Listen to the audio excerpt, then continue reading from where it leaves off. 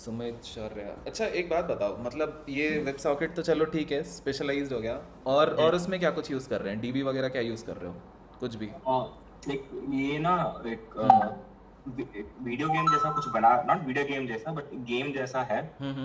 Card based game जैसा, उसके लिए राइट। सॉफ्टवेयर यूज कर रहा हूँ। ठीक है। तो अभी के लिए तो कुछ यूज नहीं कर रहा हूँ डेटाबेस के लिए, ओके। इवेंचुअली रेडिस या कुछ यूज करूंगा रेडिस स्टोरेज। मेरे ख्याल से उस पर बहुत इजीली मिल जाएगा, अपस्टैश पे 5 GB फ्री मिलता है, वो ट्राई कर लेना। अपस्टैश करके है, बाहर का ही है कुछ, मेरे ख्याल से बाहर का ही कोई सॉफ्टवेयर है, लेकिन वो मेरे ख्याल से एक तो अपना ये दे देगा, रेडिस मुफ्त मिल जाएगा। और अगर कोई मैसेजिंग क्यू हो ना, तो मैसेजिंग क्यू भी उस पर फ्री है, तो वो देख सकते हो। अच्छा, ओके। अपस्टैश करके वो क्या करता है, आपकी जो कॉल्स होती है ना वो मॉनिटर्ड है। और एक चीज़ और है सबके लिए, अगर मैं बताऊँ, क्या होता है कि अगर हम जैसे कहीं भी, अभी आप ओपन एपीआई, ये ओपन एआई वाली जो एपीआईज यूज़ करते हो, लोग क्या करते हैं, ये लगाते ही नहीं है कि हम कितनी कॉल्स अलाउ करना चाहते हैं पर मिनट या फिर पर यूज़र। ये जो एकदम से हो सकता है ना कि आपका कोई एपीआई में बस ज़बरदस्ती ब्रूट फोर्स करता चला गया। तो इस चीज़ को रोकने के लिए भी मतलब अपस्टैश डायरेक्ट सॉल्यूशन देता है कि आप कॉल्स को लिमिट कर सको आईपी एड्रेस के थ्रू, या फिर जो भी है अलग अलग टेक टेक यूज़ कर सकते हो। तो वो बहुत इंपॉर्टेंट है। किसी ने पेमेंट्स का कुछ बनाया अब तक? पेमेंट्स का किसी ने कुछ काम किया हो, कैसा भी? पेमेंट्स डीबीज से रिलेटेड किसी ने कुछ भी किया हो, कोई शेयर करो। मैंने बहुत पहले पेयू मनी के साथ किया था। क्या बनाया था? एक मेडिकल वेबसाइट था, उसके लिए हम इंटीग्रेट कर रहे थे, हम्म। बट वो प्रोडक्शन तक नहीं पहुंच पाया, क्यों? बीच में ही रोकना पड़ा। पर क्यों? आ, उसके जो डेटा चाहिए था वो कर नहीं पाए, फिर बीच में एग्जाम्स आ गए, फिर चलो कोई कॉलेज लाइफ प्रॉब्लम बीच नहीं। में आ गया तो। चलो पेमेंट का मतलब बाकी सबके लिए, मतलब लोगों को ये रहता है यार हमेशा के प्रोजेक्ट बना लेते हैं, पेमेंट तक नहीं पहुंच पाते। किसी ने अभी तक फेस किया है ऐसा प्रॉब्लम, कोई डायलेमा में हो कि यार प्रोजेक्ट तो सही लग रहा है, पैसा कहाँ से लाएं? कोई है? कोई है तो हाथ वाथ ही उठा दो, बोल नहीं रहे हो तो बताओ। कि जिसने प्रोजेक्ट बना लिया, तुम कहते हो मेरे पास यूज़र बेस है लेकिन अब मैं उसे कन्वर्ट नहीं कर पा रहा, कोई ऐसा? किसी के पास कोई भी प्रोजेक्ट हो? हाँ वरुण। एक्चुअली अभी तक कोई नीड तो नहीं पड़ी है, पर लेकिन मैंने सोचा था कि स्ट्राइक मनी के लिए यूज कर सकते हैं, बहुत आजकल फेमस चल रहा है, काफी लोग इसको मैं इंटीग्रेट बताता कर हूँ, रहे हैं। स्ट्राइप तुम यूज़ करते हो ना, मैं खुद का प्रॉब्लम बताता हूँ। तुम स्ट्राइप यूज़ करते हो, तुम प्लेटफॉर्म में इंटीग्रेट ज़रूर कर देते हो, वो सपोर्ट करता है visa, Amex, master card. India में पॉपुलेशन जो तुम्हें मिलती है ना, वो मिलती है ज़्यादातर रुपए वाली। रुपए वाली मिलेगी, या फिर इंटरनेशनल ट्रांजेक्शन्स नहीं होती। उसके लिए क्या करते हो? यूज़ नहीं कर पाते, अविनाश कह रहे हैं, क्या करते हो 30 उसमें? कोडिंग में कौन सा मतलब आपने इंटीग्रेट किया हुआ है? इसके अंदर स्ट्राइप था, और इस वजह से हमने बहुत ज़्यादा प्रॉब्लम फेस किया। अभी पूरे का पूरा वो रिस्ट्रक्चर कर रहा हूँ। अब प्रॉब्लम क्या है मैं तुम्हें बताता हूँ। इस वक्त क्या है, रेज़र पे वगैरह बहुत बहुत अच्छा होता था। रेज़र पे का तुम डॉक्यूमेंटेशन देखोगे ना, बहुत प्यारा है। लेकिन इस वक्त दिक्कत क्या है कि वो ऑनबोर्ड नहीं कर रहा आरबीआई की गाइडलाइन से। यहाँ पे मेजरली दो तीन है, एक कैश फ्री करके है, एक रेज़र पे है, फिर एक इंस्टा मोजो है। और मेरे ख्याल से ये सब है। और बाकी अगर तुमने वो देखा हो, भारत पे देता है, भारत पे नहीं देता, फ़ोन पे देता है। फ़ोन पे लेकिन क्या कहता है कि आपको करंट अकाउंट चाहिए। हम लोगों के पास क्या, हम लोगों के पास करंट थोड़ी होता है, सेविंग्स। कभी सेविंग्स होता है। सेविंग्स के ऊपर आप वो वाला खोल नहीं पाते, वो तुम्हें ना एपीआई एक्सेस देगा ना मर्चेंट एक्सेस देगा। फंस गए। आप अब कौन ये सा यूज बताओ, करते हैं? पहले क्वेश्चन है ओपन एंडेड। आप लोगों ने में से किसी ने कुछ बनाया है? और बनाया है तो कुछ कुछ भी ऐसा चल रहा हो रिसेंटली, बताओ। किसी ने कुछ भी पेमेंट से रिलेटेड किया हो अब तक? एक्चुअली अभी तक तो मेरा लर्निंग फेज चल रहा है, तो मुझे जरूरत नहीं पड़ी पेमेंट की अभी तक। और मैं आपसे क्वेश्चन भी था मेरा एक्चुअली नोड ओके। और मोंगो को लेकर। ठीक है। Like I am very beginner, मैं ओके। बहुत ज्यादा ही मतलब अभी शुरू कर रहा हूँ, शुरू भी ठीक से किया नहीं। तो गॉट मुझे इट। आपसे पूछना था कि what is the fastest way to learn Node JS and Mongo? यार मोंगो तो देखो, अभी दो चीज़ें आप जैसे साथ लेके चल रहे हो। अब बात वो है कि हर चीज़, पहली बात सबसे इम्पॉर्टेंट है, मतलब एक कॉन्सेप्ट दे रहा हूँ जिसे नहीं पता चलेगा उसके लिए। हाँ ठीक है अविनाश, इसे डिस्कस करते हैं। तो क्या होता है, जब भी हम कोई एप्लीकेशन बनाते हैं ना, हम अपनी एप्लीकेशन के अंदर लेट से कि कुछ भी है, हमने एक ऐसी चीज़ बनाई कि उसका हमें डेटा स्टोर करना है। हमेशा याद रखना कि जो सबसे तेज़ जो भी है, मतलब हम चाहते हैं कि जो हमें डेटा स्टोर रखना है, सबसे तेज़ तरीका है कि उसको कभी डीबी में लेके ही मत जाओ, उसे अपनी सिस्टम में ही रखो, रैम के अंदर रखो। मान लो कुछ भी बड़ी चीज़ है जो कि फ्रीक्वेंटली यूज़ हो रही है, उसे हम रैम से सर्व कर सकते हैं। जब हमें हमारे पास जो भी है, मान लो कि हमें कुछ भी स्टोरेज से चाहिए होता है, तब हम जाते हैं कि अच्छा डीबी के पास चले जाते हैं। नहीं तो पता है, अगर मान लो आपको सिर्फ एक ही, लेट से मेरे पास एक डिक्शनरी है जिसमें कि 10,000 रिकॉर्ड्स हैं, अब क्या मेरे को 10,000 रिकॉर्ड्स यूज़ करने के लिए मोंगो डीबी पर जाना चाहिए, कि क्या मैं स्टैटिकली उसे अपनी रैम में ही रख लूँ? चॉइस आता है अपने पास कि सिर्फ 10,000 ही तो हैं, मोंगो डीबी में क्यों रखूँगा? मोंगो डीबी सिंपल है कि अगर आपको कुछ भी कोल्ड स्टोरेज में रखना है, कि अभी यूज़ नहीं करना, फ्रीक्वेंटली यूज़ नहीं है, कहीं से लेके आना है। अब अगर आपका जो क्वेश्चन है कि मेरे को बहुत जल्दी जल्दी सीखना है, तो बहुत सिंपल सा है। नोट जेएस हम क्यों यूज़ करते हैं? पहली बात, जब जावास्क्रिप्ट से सब काम हो ही रहा था, तो बात आती है कि अगर हमें किसी फ्रंट एंड एप्लीकेशन को कुछ भी डेटा सर्व कराना है, तो वहाँ पे आता क्या है? वहाँ पे हमें एपीआईज चाहिए, राइट? एपीआईज चाहिए, तो वहाँ पे बनाने के लिए हमारे पास एक सबसे इजी सॉल्यूशन क्या रहता है कि यार कोई भी एक फ्रेमवर्क यूज़ कर लिया, फ्रेमवर्क में जाके हमने एक एपीआई बना लिया। नोट जेएस मोस्टली, अगर आप बहुत ऊपर ऊपर से पूछो, अगर स्टार्टिंग पॉइंट में बताऊं, तो वो उसी के काम आता है कि हमें एपीआईज बना दिए। अब एपीआईज के अंदर हम कहते हैं कि यार अच्छा हमने फ्रेमवर्क यूज़ कर लिया, नोड यूज़ कर लिया, जावास्क्रिप्ट में हम कोड लिख रहे हैं, अब इस चीज़ को स्टोर कराया जाए, तो मोंगो डीबी सबसे ईजी रहता है। क्यों? क्योंकि अगर मोंगो डीबी में कनेक्ट करने का सोचो, कुछ नहीं है, एक सिंपल कनेक्शन स्ट्रिंग लेना होता है। कनेक्शन स्ट्रिंग लेके उसका आप बस कि उसे इनिशियलाइज कर दिया, उसके बाद आप डायरेक्ट यूज़ कर सकते हो। कनेक्शन स्ट्रिंग के अंदर आपका यूज़र नेम और पासवर्ड आ जाता है, और सिंपल जैसे एक डिक्शनरी को स्टोर करते हैं ना, इतना सिंपल तरीका दे देता है मोंगो डीबी। इसलिए अगर तुम सोचोगे ना, हर डेवलपर का पहला चॉइस मोंगो डीबी निकल के आता है। सीक्वल क्यों नहीं यूज़ करते? कॉलेज में तो हर किसी को सीक्वल सिखाया जाता है, मोंगो डीबी क्यों लेके आ गए?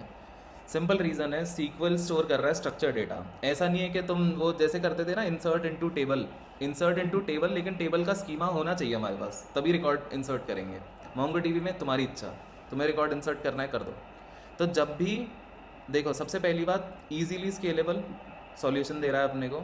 उसके बाद कुछ भी अनस्ट्रक्चर्ड डेटा, क्योंकि जब मान लो नीचे से जब अपन शुरू कर रहे हैं ना डेवलपमेंट, ऐसा तो नहीं है कि बहुत ही फाड़ लोग हैं सारे के सारे, है ना? हमें नहीं पता कि क्या कुछ चीज़ें हमें रोज़ रोज़ डालनी है। किसी ने एप्लीकेशन बना दी, लेकिन अब हम कह रहे हैं कि यार उसमें चेंज करना है, कि हमें यार पसंद नहीं आ रहा, की क्या है, वैल्यू क्या है, मेरे को समझ ही नहीं है, मेरे को रोज़ कुछ ना कुछ चेंजेस चाहिए। तो बेस्ट वे है मोंगो डीबी रख लो, कि जैसे जैसे हम अपना एप्लीकेशन प्रोग्रेस करते जाएंगे, वैसे वैसे अपना डेटा सही सही रखते जाएंगे।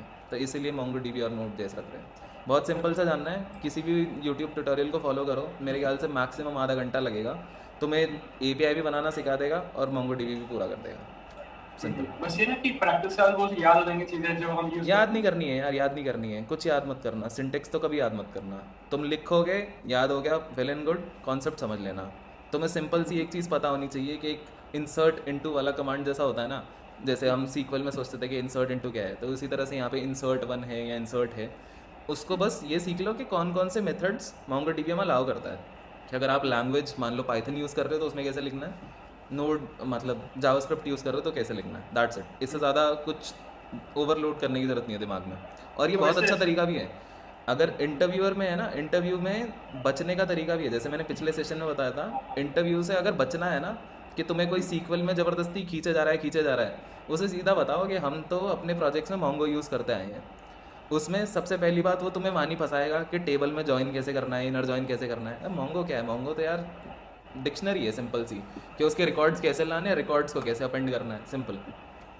तो अगर जैसे मेरा एक क्वेश्चन है, हम रिज्यूमे पे मैं अपने प्रोजेक्ट्स जो है, जैसे मान लीजिए मैं अगर एक चैट एप्लीकेशन या कोई सोशल मीडिया क्लोन डाल देता हूं, मतलब of course not using clone, थोड़ा इंटरफेस चेंज करना है, तो उसमें मोंगोडीबी को हम डेटाबेस तरह यूज कर सकते हैं। बिल्कुल कर सकते हैं, और ये तो And, लिखना भी है। हाँ, और अगर रिज्यूमे पर, लेकिन जैसे हमने मोंगोडीबी लिखा और ऑर्गेनाइजेशन में काफी टाइम पहले से पोस्टग्रेस चल रहा है या एसक्यूएल चल रहा है, मतलब मेन जो यार वो फिर सेम बात वही, कि अगर किसी को आरी काट वो लकड़ी काटने के लिए आरी की ज़रूरत है, तो आरी लिखो अपने, सिंपल।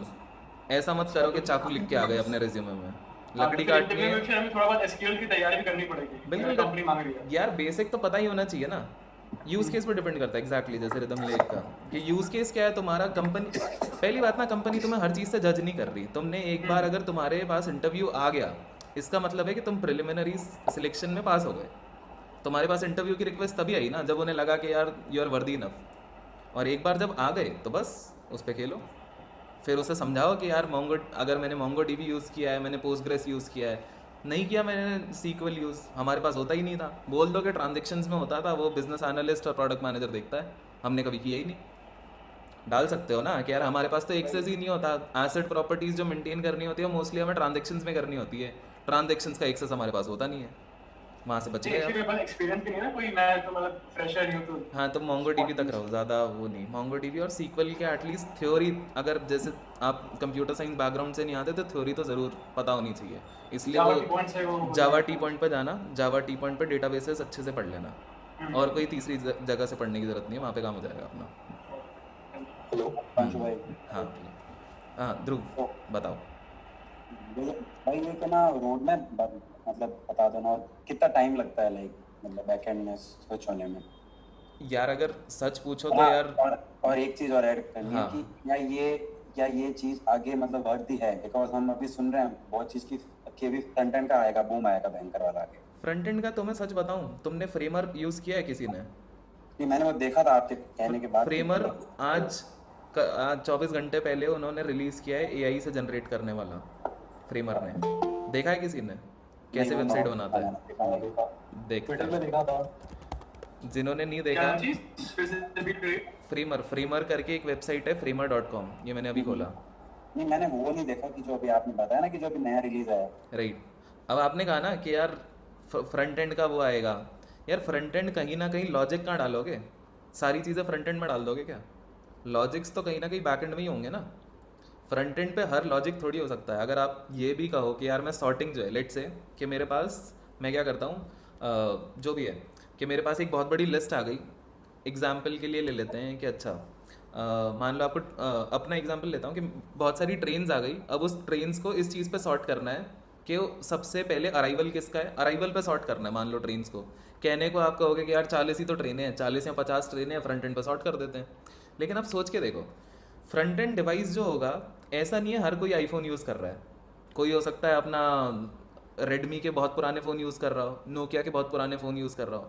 अगर आपने फ्रंट ये जो सॉर्टिंग का लॉजिक है ब्राउज़र को ही दे दिया कि यार तू ही कर लेना, तो अब क्या होगा, जो लो एंड डिवाइसेस है ना वो मर जाएंगे। तो कभी भी कॉम्प्लेक्स जो चीज़ें होती है ना, हाँ, back and is also important for scalable solution, right.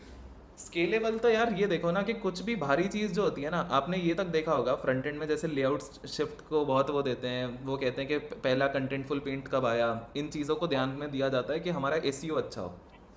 बहुत ही एक प्राइमरी फैक्टर होता है कि हमें अपना जो फ्रंट एंड है वो बहुत फास्ट रखना है, फास्ट रखना है। हल्का सा भी लोडिंग टाइम नहीं दिखना चाहिए, और फटाफट लोड होगा तो जब भी क्रॉलर्स चलेंगे किसी भी सर्च इंजन के, वो तुम्हें क्रॉल करेंगे, तुम्हारे पेजेस को क्रॉल कर लेंगे। अगर तुम्हारा खुलता ही रह गया तो फिर फ़ायदा क्या? सारी चीज़ें उठा के फ्रंट एंड पर डाल दिया, अब क्या करें? तो इसलिए ऐसा मत सोचो कि यार फ्रंट एंड का बूम आएगा, ऐसा कुछ नहीं है। तुम अगर इतना सारा डीएसए कर रहे हो, मतलब मैं तो ये कहूँगा कि तुम लोग पूरा दिन रात घिसते रहते हो कि यार डीएसए डीएसए डीएसए नौकरी चाहिए, है ना। उसके बाद तुम कहते हो कि यार फ्रंट एंड में चला जाता हूँ। क्यों भाई? जिसका 5,000 रैंक है, सच बता रहा हूँ, जिसका 5,000 रैंक है ना लीड कोड पे, मैंने उसे भी देखा है फ्रंट एंड का काम करते हुए। क्यों? तुम्हें ट्री के सवाल सॉल्व करने आते हैं, तुम्हें ग्राफ का सॉल्व करना आता है, तुम फिर फ्रंट एंड में क्यों घुस रहे हो? मतलब तुम्हारे लिए तो बैक एंड बना था ना कि तुम ऑप्टिमाइज करोगे ना चीज़ों को। अब क्या होता है, लोग ना सिर्फ इतना सा नहीं सीखते कि एक बार क्या है कि हमने पाइथन सीख लिया या फिर जावा सीख लिया, फंक्शन बनाना आ गया, अरे उसका एपीआई बना दो ना। बैक एंड तक देखो, एक बैक एंड वाला करता क्या है, डेटाबेस उठाता है, डेटाबेस से चीज़ें लेता है, उसके ऊपर कुछ कुछ कुछ करता रहता है, सॉर्टिंग, सर्चिंग वगैरह वगैरह, सबको ऊपर नीचे किया, जो भी एक डेटा का कुछ बना उसको उठा के फ्रंट एंड को पास कर दिया। बैक एंड वाला इससे ज़्यादा कुछ करता है? कुछ नहीं करता। उसके बाद चीज़ें आ जाती है कि लोड बैलेंसिंग कर रहा है, ये कर रहा है, वो कर रहा है, ऑप्टिमाइजेशंस है, कैशिंग कर रहा है, लोड बैलेंसेस यूज़ कर रहा है, वो ऑप्टिमाइजेशंस है। लेकिन अगर तुम बैक एंड वाले का रोल देखोगे ना, एक्चुअली उसका रोल केवल इतना है, डेटाबेस से सामान उठा, उसके ऊपर चीज़ें कर और उसको उठा के फ्रंट एंड को दे दे, दैट्स इट। कि मैं ये इसलिए पूछ रहा था क्योंकि मेरे को ना इंटरेस्ट है बैकएंड में बहुत ज़्यादा। हाँ सही क्योंकि है। अभी मैंने जब ना सिस्टम डिज़ाइन पढ़ा ना, हाँ तब मेरे को आया कि भाई ये भी होता है कि बिल्कुल। हम डीएस कर रहे हैं तो वो हमारे लिए ही है वो। हाँ यार, अगर तुमने सच में मेहनत करी है, तुम दिन रात बैठ के घिस रहे हो ना लीड कोड पे, तो उसके बाद तुम भाग क्यों जाते हो जब बारी आती है? बात तो वो ये है। सेम यही चीज मेरा एक फ्रेंड है भाई, मतलब हिमांशु भाई, वो क्या है, ये स्प्रिंकलर है ना आपके हाँ। गुड़गांव में हाँ स्प्रिंकलर, हाँ हाँ राइट, और वो जान तो हाई पैकेज देती है बहुत ज्यादा। बिल्कुल। तो उससे मैंने एक चीज पूछी कि भाई तू जैसे कोड फोर्सेस में ना वो था, मास्टर था, ठीक है। तो उससे मैंने पूछा कि भाई तू बैकएंड में क्यों नहीं गया, तो हाँ। मतलब बहुत माथा फोड़ी होती है उसमें। मैंने कहा, भाई माथाफोड़ी, तेरी देखो code forces माथाफोड़ी में- होगी, हाँ माथाफोड़ी होगी। अब क्या होता है, देखो दो चीज़ें होती हैं। अगर मैं मतलब इंडस्ट्री एक्सपीरियंस से बताऊं तो ये होता है कि प्रोडक्ट मैनेजर कुछ सामान बनाता है, ठीक है, उसके डिज़ाइन विज़ाइन वो बना लेता है कि यार ये कैसा दिखना चाहिए, वो उठा के देता है डिज़ाइनर को। डिज़ाइनर के पास जब तक चीज़ें पड़ी होती है ना, अब डिज़ाइनर क्या करेगा, उसका HTML और CSS बनाएगा, जो भी है, मतलब वो अपना कोई भी फिग्मा वगैरह यूज़ कर लिया, उसने डब्बे बना दिए कि यार ये ऐसा दिखेगा ऐसा दिखेगा। अब वो चीज़ जाती है किसी HTML और CSS लिखने वाले के पास। ऐसा सीधा नहीं है कि तुम्हारे फ्रंट एंड वाले के पास आती है, वो HTML और CSS दूसरी टीम बनाती है। इतने में इन द मीन टाइम जब तक ये सब नाटक चल रहा है, उसका HTML CSS बने, ये दूसरी चीज़ अलाइन हो जाती है बैकएंड वाले को। बैकएंड वाला डिसाइड करता है कि कॉन्ट्रैक्ट क्या होगा उस API का, उसमें सामान क्या क्या क्या कुछ होगा, उस चीज़ पर डेवलपमेंट चालू हो जाता है। जैसे कि ये चल रहा होता है, पैरेलली वो चल रहा है उसका HTML CSS। एक बार API रेडी हो जाता है यहाँ पे, या फिर थोड़ा बीच का भी होता है, जैसे लोग क्या करते हैं आजकल, मॉक APIs बना लेते हैं कि यार बनाने में बहुत समय लगेगा, अभी तो API फ्रंट एंड वाले को छोटा मोटा चिपका दो। मॉक API क्या होता है, जैसे कि सॉफ्टवेयर है मॉकून करके है, उसके अंदर ना तुम बता सकते हो कि अगर ये वाले पैरामीटर्स भेजे तो उसका रिस्पॉन्स क्या होगा। मतलब नकली तरीका है, पूरा डिज़ाइन बनाए बगैर, बैकएंड में लिखे बगैर, तो उसे दे दिया। तो एक्चुअली काम यही है कि वो फ्रंट एंड वाले जो लोग होते हैं ना, वो पता है क्या करते हैं, वो रिएक्ट या फिर Next.js में वो जो डब्बे बना के दिए होते हैं ना HTML और CSS वाले, किसी डिज़ाइनर या फिर HTML वाले ने, उनको वो रिएक्ट में या Next.js में लिखते हैं तरीके से, और उसके अंदर APIs यूज़ करते हैं बैकएंड वाले की, बैकएंड वाले ने जो बनाई होती है, दैट्स इट। कोई भी प्रोडक्ट कहीं से भी लो, ऐसे ही चलता है। और भाई जैसे ना यहाँ पे प्लीज वो आप ना शेयर कर दो ना कि स्टार्ट कहाँ से करें और क्या क्या रिसोर्स फॉलो करें, और यार कितना रिसोर्स टाइम। बहुत सिंपल है, अगर किसी को भी जानना है ना, आप सब लोग, मेरे को पता है कि लीड कोड सुन सुन के पक चुके हो पहली बात तो, और करते भी होंगे, वो मजबूरी है, करनी पड़ेगी। हम्म। लीड कोड कर चुके हो तो देखो, तुम्हें इतनी चीज़ तो बहुत अच्छे से क्लियर हो गई, एक फंक्शन क्या होता है, सबको पता है फंक्शन आता क्या है होता आता है। है। पैरामीटर्स पास होते हैं, सामान सारा कुछ कैलकुलेट होता है, और वो बताता है। आखिरी में एक रिस्पॉन्स वो रिटर्न करता है, ठीक है। हम्म। एग्जैक्टली सेम चीज़ जो तुम्हें आती है, अब कोई भी एक फ्रेमवर्क पकड़ लो, मान लो पाइथन है तो Django पकड़ लिया, फ्लास्क पकड़ लिया, तुम्हें जावास्क्रिप्ट आती है नोड पकड़ लिया, जावा आती है स्प्रिंग बूट पकड़ लिया। इनका काम क्या है, APIs बनाना, बस। जो ओके। तुम्हें सामान पहले से आता है ना, फंक्शन लिखने आते हैं ना, हाँ एक हाँ। API बनाने का सिर्फ काम इतना हो जाता है, एक राउट डिफाइन करना। जैसे कि मान लो google.com/mail, अब /mail पे हिट करते ही कौन सा फंक्शन कॉल होना चाहिए, एक तरह से फ्रेमवर्क यही डिफाइन करता है कि एक पाथ है तुम्हारे पास, उस पाथ पे अगर कभी कोई रिक्वेस्ट आई तो वो कैसे एक फंक्शन के पास जानी चाहिए। अब फंक्शन के पास क्या कुछ आता है, पैरामीटर्स आते हैं, राइट। हाँ जी, फंक्शन हाँ के जी। अंदर हम ये लिखते हैं ना कि इंट a आता है और मान लो स्ट्रिंग b आता है। हाँ। तो हुआ क्या एक्चुअली में, क्या हुआ, जो भी आपका फ्रेमवर्क था, फ्रेमवर्क के पास दो चीज़ें आई। उस फ्रेमवर्क ने क्या किया, एक इंटरफेस दे रखा था कि यार जब भी तुम पोस्टमैन से हिट करोगे ये पर्टिकुलर URL, तो मान लो कि URL पे जो सेकंड प्लेस है वो जाएगी वेरिएबल a में, जो भी URL में थर्ड प्लेस है वो जाएगी वेरिएबल b में, ठीक है, समझ गए इतना। बस इतनी सी चीज़ को एक फ्रेमवर्क ने डिफाइन कर दिया, अब भूल जाओ, इसके अलावा कुछ नहीं होता, कोई फ्रेमवर्क में कुछ नहीं है, सिर्फ इतनी चीज़ पर ध्यान दो कि उसने क्या करना सिखाया हमें, एक URL में से वेरिएबल्स उठाने सिखाए। अब URL कैसा हो सकता है, जैसे आपने API के मेथड्स पढ़े होंगे कि पोस्ट होता है, गेट होता है, मान लो दो चीज़ों को लेके चलते हैं, पोस्ट और गेट। अब गेट में क्या होता है, गेट में भी आप पैरामीटर्स भेज सकते हो, जैसे जैसे आप सब ने मेरे ख्याल से पोस्टमैन यूज़ किया होगा, किया है। हाँ मैंने करा था, थोड़ा कोई बहुत भी करा एक छोटा सा एग्जाम्पल ले लेता हूँ, ठीक है। सेल्सफोर्स में यूज करा था। चलो मान लेते हैं ये एग्जांपल ले लिया, सबसे पहले मैं गेट का ले लेता हूँ। अब ये गेट वाला क्या कह रहा है कि यार एक URL है हमारे पास, यहाँ पे जैसे देखोगे कोई आया तो मैं एक सेकेंड एंटर करवा लूँ। गेट ले लेते हैं, बहुत सिंपल सा API। इसमें क्या कह रहा है कि एक URL हमने डिफाइन कर दिया है, HTTPS बेस URL, जो भी हम सेट करना चाहे वो हम कर देंगे, /v2/payments, ठीक है, इतना ख़त्म हो गया। अब ये सोचो यहाँ पे कुछ नहीं लिखा हुआ, यहाँ पे कुछ नहीं है इसमें लिखा हुआ। अब सोचा जाए यार यहाँ पे कुछ भी नहीं है, तो अब ये क्या कर रहा होगा, एक तरह से देखा जाए तो बेसिकली ये क्या कर रहा होगा। अब ये क्या कर रहा है कि इस URL को ये कॉल कर रहा है, सिंपली एक बहुत ही नॉर्मल तरीके से बताऊँ तो इस URL को वो कॉल कर रहा है। आप है ना स्क्रीन शेयर कर रहे हो क्या? स्क्रीन शेयर नहीं है क्या मेरी? नहीं है, नहीं आपकी स्क्रीन शेयर। अरे यार अभी हाँ अब ये ठीक है, हाँ मैं ये दिखा रहा था, ठीक है, ये दिख रही है, दिख रही है ना? एक मिनट। हाँ हाँ हो रही है, हो रही है। ठीक है, परफेक्ट। अब क्या है, मान लेते हैं कि ये बहुत एक सिंपल सा एपीआई का एग्जांपल लेते हैं जो कि एक गेट एपीआई है, ठीक है। गेट है और यहाँ पे हमने यूआरएल डिफाइन कर दिया। अब यहाँ पे लास्ट में देख रहे हो 2 डॉट और फिर लिखा है पेमेंट आईडी, इतना दिख रहा है। अब नीचे क्या है, नीचे पाथ वेरिएबल्स दिए हुए हैं। पाथ वेरिएबल्स होता है कि अगर कोई भी हमने यूआरएल के आगे, जब हम यूआरएल के अंदर ही लिख देते हैं कुछ भी, जैसे कि मैंने क्या किया, पेमेंट आईडी यहीं लिख दिया, तो वो एक तरह से क्या हुआ, वहाँ पाथ वेरिएबल हो गया। लेकिन अब कुछ चीज़ें क्या होती है, पैरामीटर्स, जैसे अभी मान लो 2 तरीके के हैं कि अब मैं क्वेरी पैरामीटर्स भी डाल सकता हूँ कि मान लो मैं कहता हूँ कि आईडी जो है वो 200 होना चाहिए या फिर 2000 होना चाहिए। अब मैं जैसे ही सेंड दबाऊंगा, सेंड दबाते ही क्या होगा, ये वाली चीज़ें जाएगी जो भी मेरा बैकएंड है, ठीक है। अब वो बैकएंड इस यूआरएल को ट्रांसलेट करेगा कि अच्छा इसके अंदर से ये वाले प्लेस पे जो भी चीज़ थी उसका मतलब है पेमेंट आईडी, इस वाले पैरामीटर में से जो भी है उसका मतलब है 200। इतना समझ गए? हाँ इतना क्लियर है? डन। डन। अब इतनी सी ही चीज़ है, तुम फ्लास्क में जाओगे, सिंपल सा एक लिखना, how to create get API, that's it. या फिर कोई सा भी फ्रेमवर्क उठाओ, उसमें लिखो how to create get API. अब क्या होगा, वो जो एपीआई तुम्हें क्रिएट करने की चीज़ उसने बताई, वहाँ पे क्या होगा, सिंपल तुमने यूआरएल डिफाइन कर दिए और वहाँ से सामान उठाना। सिर्फ एक चीज़ ये समझो, एपीआई कनेक्ट कर रहा है तुम्हारे फ्रंट एंड को बैक एंड से, बस। फ्रंट एंड से तुम्हें क्या कुछ पैरामीटर्स हो सकते हैं, जैसे अगर मान लो किसी का यूज़र रजिस्ट्रेशन फॉर्म होता है, फॉर्म से क्या लेते हो तुम, नेम लेते हो, ईमेल लेते हो, फ़ोन नंबर लेते हो, इतना ही होता है, मान लेते हैं इतना ही है अभी।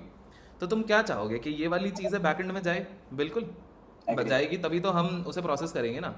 तो हम क्या करेंगे, वहाँ पे सिंपल एक काम कर सकते हैं। अब वहाँ पे सोचो, गेट करोगे कि पोस्ट करोगे, सोच के देखना। पोस्ट से हमेशा डेटा फ्रंट एंड से बैकएंड को भेजा जाता है और गेट से बैकएंड से फ्रंट एंड में लाया जाता है, इतना क्लियर रखो, ठीक है। पोस्ट करेंगे, पोस्ट तो हम पोस्ट यूज़ करेंगे। हम क्या करेंगे, जैसे कि हमने वो देखा था, फिर से स्क्रीन शेयर करता हूँ, ठीक है। अब यहाँ पे पोस्ट पे आ जाते हैं। पोस्ट के अंदर एक चीज़ देखना, जैसे यहाँ फॉर्म डेटा बना हुआ है, उसी तरह से यहाँ रॉ और बाइनरी भी होता है। जैसे मान लेते हैं कि फॉर्म डेटा ही है, ठीक है। हम कोई भी पोस्ट एपीआई लेते हैं। अब पोस्ट एपीआई में देखोगे यहाँ पे एक्स्ट्रा पैरामीटर्स नहीं दिए हुए, यहाँ देख रहे हो, जैसे वो गेट में दिए हुए थे, यहाँ एक्स्ट्रा पैरामीटर्स नहीं है। यहाँ पे हमने दिया था ना कॉलन और ये सब, क्या ऐसा कुछ, हमने कहा हटाओ यार ये सब नहीं चाहिए, पोस्ट में अपन बॉडी से भेजेंगे। अब यहाँ पे बहुत सारे तरीके हैं, आप रॉ भेजना चाहते हो, बाइनरी भेजना चाहते हो, ग्राफ क्यूएल में भेजना चाहते हो। हम कहते हैं फॉर्म डेटा, फॉर्म डेटा बढ़िया है। फॉर्म डेटा में हमने सारी चीज़ें लिख दी, अब देख रहे हो बहुत रेलेवेंट चीज़ें दिख रही है, फ़ोन लिखा है, रीडायरेक्ट यूआरएल, वेबहुक और ये सब लिखा है। तो अब क्या होगा, इस फॉर्म डेटा के थ्रू हम बैकएंड को जब रिक्वेस्ट करेंगे तो बैकएंड को पता है कि क्या कुछ मेरे पास सामने से आ रहा है, फॉर्म है ये एक तरह का, समझ गया बैकएंड। Okay okay. अब बैकएंड क्या है, बैकएंड कुछ भी प्रोसेस करे उस फंक्शन, जैसे एक फंक्शन होता है ना, जब भी अपन लिखते हैं, मान लो जैसे ये लिखा कि मान लो ये कोई भी एक ऐसा ले लेते हैं जहाँ फंक्शन हो, मान लेते हैं क्रिएट सब्सक्रिप्शन नाम का फंक्शन है जो कि 2 चीज़ें एक्सेप्ट कर रहा है। मान लेते हैं एक आईडी ले रहा है और एक नेम ले रहा है, ठीक है। आईडी और नेम लेगा, 2 चीज़ें। अब सिंपल है कि देखो, अब यहाँ से समझने की कोशिश करना, यहाँ पे बिल्कुल तरीके से समझ जाओगे सबके सब। आप पाइथन में करते हो कोड? हाँ, मतलब पाइथन फेवरेट है मेरी, उसमें बहुत फटाफट हो जाता है कोड। तो जैसे मान लो यहाँ पे मैंने क्या किया है, मैंने एक @AppRoute लिखा। मैंने कहा कि यार अगर किसी ने, जैसे होता है ना कि लोकल होस्ट 8000, मान लो मैंने पोर्ट बता दिया कि लोकल होस्ट 8000, तो local host 8000 /create subscription, /create subscription क्या हुआ, उसका राउट हुआ। जैसे यहाँ पे लिखते हैं ना लोकल होस्ट 8000 / मैं लिखूंगा क्रिएट सब्सक्रिप्शन। तो हमने फ्रेमवर्क को ये बता दिया कि भैया अगर किसी ने इस पे कॉल मारा क्रिएट सब्सक्रिप्शन पे, तो कहाँ पे आएगा वो, इस मेथड पे। इतना समझ आ रहा है? आगे समझ कि इस मेथड पे आएगा। अब इसमें लिखा है मेथड है पोस्ट, यार पोस्ट मेथड है मतलब कि अब इसके अंदर से हमें कुछ ना कुछ लेना पड़ेगा, हमें पता है। अब फॉर्म में क्या कुछ डिटेल्स आ रही थी, जैसे मान लेते हैं कि फॉर्म के अंदर ईमेल नाम का हमारे पास यहाँ पे आ रहा था, यहाँ पे ईमेल लिखा हुआ है, मान लो ईमेल लिखा है, ठीक है। तो जब हम ऐसा लिखेंगे और यहाँ के आगे कुछ भी लिखा होगा, तो हम ऐसा करके request.form email, तो इससे क्या होगा कि जो भी हमारे पोस्ट रिक्वेस्ट में ईमेल नाम का जो पैरामीटर आया था इस बॉडी में, हम उसे डिकोड कर लेंगे। समझ गए? इतना समझ आया सबको? बाकी भी बताओ भाई, बाकी भी अनम्यूट कर सकते हो, बोलो इतना समझ आ रहा है? हाँ भाई समझ आ गया। परफेक्ट, ठीक है। इंटीग्रेशन भी बताएंगे, क्यों नहीं, बढ़िया है, ठीक है। अब यहाँ पे अगर यहाँ तक समझ आ गया तो अपना पहला काम तो सॉल्व हो गया। हमें ये सब समझ आ गया कि एक एपीआई में अपन कैसे डेटा भेजते हैं, जैसे कि एक फ्रंट एंड वाला कैसे डेटा भेजेगा, तो वो पता है कि ये अपना ऐसा एपीआई बनाएगा और ये उठा के जब भी उस, मान लेते हैं कि वो local host 8000 slash create subscription पे कॉल करेगा, तो हम उसके अंदर से, उस फॉर्म के अंदर से ईमेल निकाल लेंगे और पेमेंट मेथड निकाल लेंगे। ख़त्म हो गई बात यहाँ पे। उसके बाद तुम्हें जितना डेटा स्ट्रक्चर आता है, जितना डेटा स्ट्रक्चर आता है वो सब एप्लीकेबल है, समझ गए? तुम्हें स्ट्रिंग मैनिपुलेशन करना है, तुम्हें सॉर्टिंग करनी है, तुम्हें सर्चिंग करनी है, सब हो गया तुम्हारा काम यहाँ पे, क्योंकि तुम्हें ये तरीका मिल गया कि तुम फ्रंट एंड से कैसे डेटा ले सकते हो, समझ गए? बैकएंड तभी तो काम करेगा, फ्रंट एंड से डेटा लिया अब काम होगा उस पर।